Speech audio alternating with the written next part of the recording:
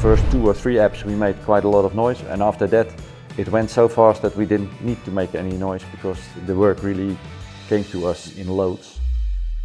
I'm Erik van Steen, and my role now is former team lead of the Mendix development team. We started in 2018, January, with a few workshops with people from the business, asking them, okay, what have you asked the ICT department the last years that never delivered? And the business was very willing to cooperate with us because they had developed a sort of urgency for several applications that they needed and they didn't get. The first app we made was for the surveillance department of Rotterdam. They had an application running, but that was not secure enough anymore. So we were asked to make an app quickly that could replace the existing app and apply to all the security issues. So what I noticed is that we have very little rework to do on applications or edit wishes. So they start working with the application and apparently we have hit all the right functionalities because they don't need a lot of extras. When the pandemic hit Rotterdam, a lot of things needed to be arranged and a lot of colleagues were sort of panicking, how are we going to do that ICT-wise?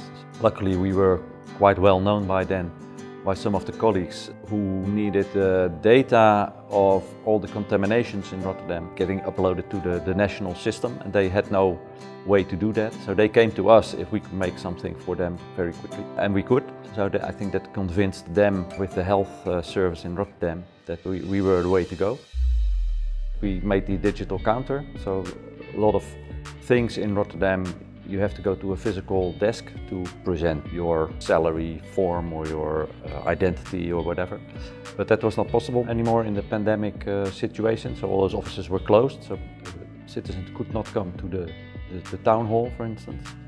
And we made an application where all the functionalities that you would normally have in a physical desk or a counter environment were possible in a digital way.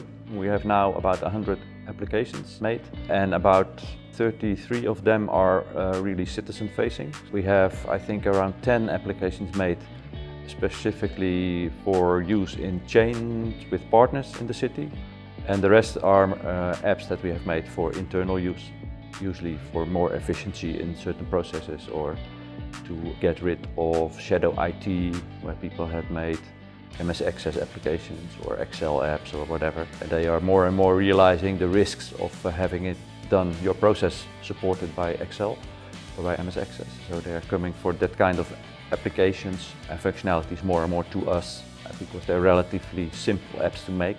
We can deliver them very quickly. We were by then the only municipality that had a low-code or Mendix license, and since then other cities, among them Amsterdam, have required now a license, and we are going to cooperate with them and giving them some of our applications to use. And I think it will grow in the next couple of years, and more municipalities will have low-code platforms, preferably Mendix, because that's easier to interchange with modules or applications that we make. I think if you start with low-code, that you should make a few apps, very sensible apps, quickly, to have the adoption within your organization and go from there to more difficult things.